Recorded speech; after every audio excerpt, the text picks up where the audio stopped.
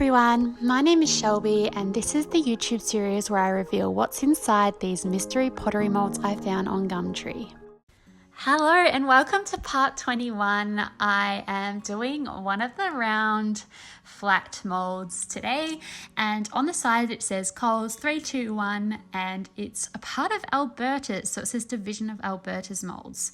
So opening it up, it is a little, almost like a cake plate, I think. It's got a rim that's really detailed and faceted. And then it's got the two crosses which show me which sides match up, because obviously a circle is very symmetrical. It just gives you a little bit of an indication of where those registration marks match up. So opening it up, the plate looks rather clean and pretty much perfect, except for like that little tiny mark that I pointed out before. So hopefully that doesn't show up on the plate. And I go with the same old story with the molds, and I mix up my clay. I put it in my little jug so that it's easier to pour, and then I gently pour it into the mold.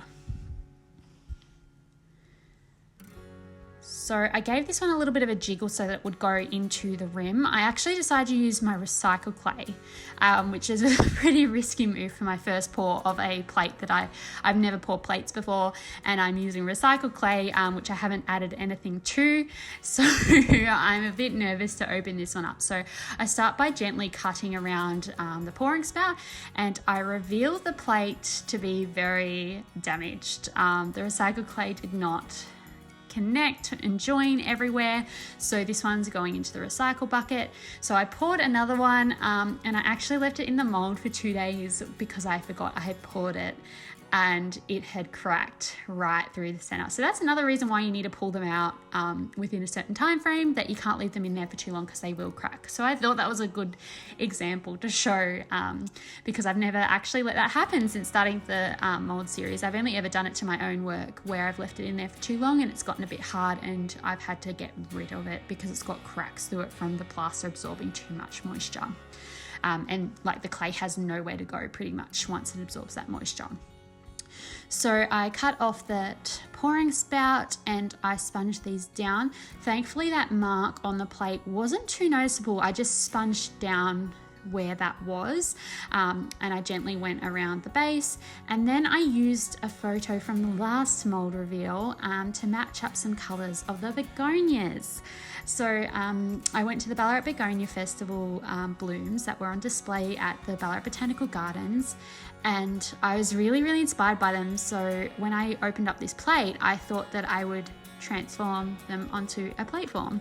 So using those really nice hues of pinks, oranges, peaches, there were just so many lovely colours. Also the lemon colour, I've mixed them up to match based on the photo, and then I'm going to take them back to compare them with the real deal. So enjoy some painting footage. It's all super sped up because when I was editing this YouTube, it was an hour and 30 minutes. And that was mostly just painting. So I have sped it up. I've cut a bit out as well, so you're not going to see the full colour process, but it's pretty much all there, how I fill it in and how I outline the begonia. So with the outline, I go in with sort of like a darker tone of a mix of all the colours. So I mixed all the colours up at the end and then added a little bit of a darker brown to make the outline colour. But yeah, you'll see that when I get to it. Enjoy the next sort of little bit, and I'll chime back in when it's time to glaze.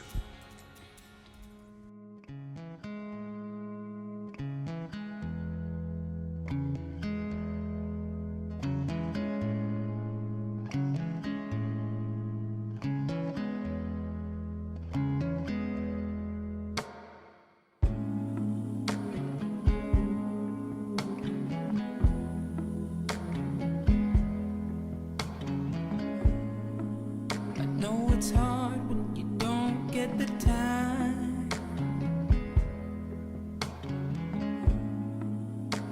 to do the things you gotta do.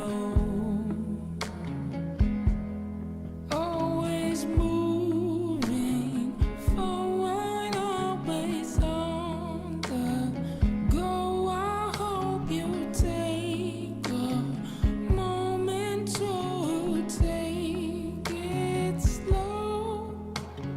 Let me be the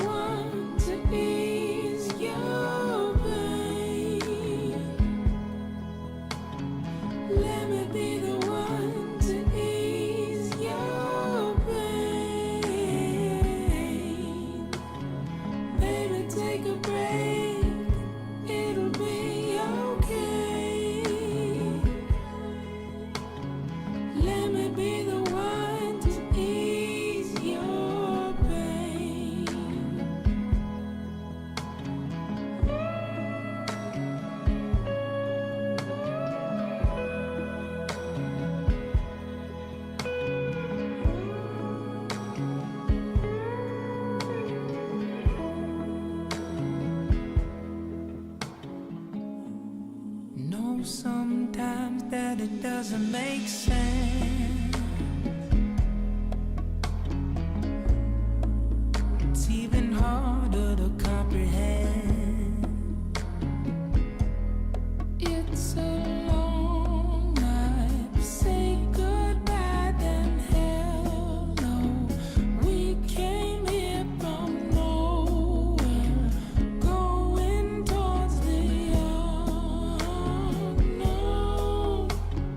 Let me be the one to ease your pain. Okay, so here I am doing that outline. So my original intention was to do this really thin and really pay attention to detail, but when I was adding all the petals, I kind of liked the flow of the brush and the movement and how the thickness and thinness sort of contrasted against each other. It just sort of felt right. So I stuck to that, and I kept adding sort of more detail by adding some sort of streaks and sort of detail within the petals to give it a lot more movement as well. And I just thought that this plate was perfect for begonias. I was already so inspired by them when I went to the begonia display last week, that when I opened up this plate to find that the rim had this really beautiful petally shaped detail, and it's also that era of what Ballarat Botanical Gardens sort of pays homage to with a lot of the sculptures and artworks there. I just sort of thought it was actually so perfect, and so ironic that I happened to pour this plate out of any plate. I know that there's probably going to be a few plates by the shapes of the molds there that will be plates, but to pour this one that looks like a flower was amazing. So I really enjoyed painting it. This is what it looks like before I added the detail. It's such a different look and aesthetic to the whole piece. Just adding that little bit of detail can just really elevate a work, and I just love this part of pottery, is that it starts off really rough and then it elevates so much.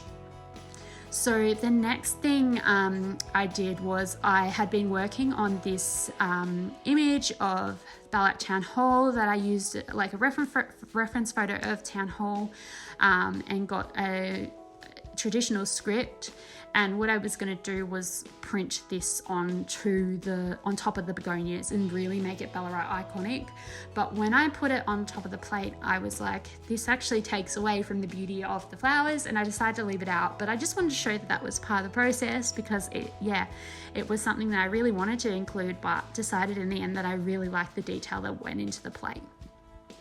Okay, now for the glazing, I decided that I didn't want to leave the rim a simple white. I know a few people that's a certain aesthetic that they like that white, but for me, I really had this vision of like a really pearly, soft pink edge of the plate, and it's just like soft enough that it complements the soft tones of pink in all of the colors, but also doesn't take away from the flowers, so it's really, really subtle. So I've added a white pearly glaze to it so that it gives this really sort of sheen magic to the edge. So yeah, really subtle but also really powerful in its own space. So I delicately paint that onto the edge, making sure that I only add enough that it doesn't end up dripping down onto the design. So I wasn't sure how much exactly to add because glaze can run, and so I was just making sure that I added enough that you can get that pop of color, but you're also not having it leach into that design on the plate. So it'll be interesting to see whether any of it leaks. I did put a little bit, some a bit chunkier than others, but the others I did really lightly just to sort of test, but there's not too much difference between all the plates. I did 4 in total. I then dunked it into the gloss glaze. I had wax resist on that bottom bit. I showed the wax resist in the earlier mold, and the excess glaze just wiped off so easily. So that was fantastic. So yeah, really looking forward to seeing how this turns out in the kiln. Packing it was so precarious. I really struggled. I had 2 on the bottom layer, 1 on the middle layer, and 1 on the top layer. I'm told that you're not meant to put plates on the bottom layer, but my kiln's so tiny, I'm hoping it won't impact them because of the way the heat distributes. So unpacking the kiln, it was a little bit tricky to get them all out because there were so many shelves this time, but they look amazing. The color is so lovely.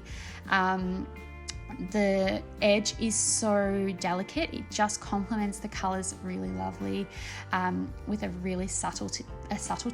Is that a word? I don't know. But the only issue I did have was that some of the underglaze sort of was a little bit lumpy, and the glaze, it covers it and it's fine and it's all safe to eat from, but it just makes it not completely smooth. I do love how this glaze shimmers in the light. It's so gorgeous.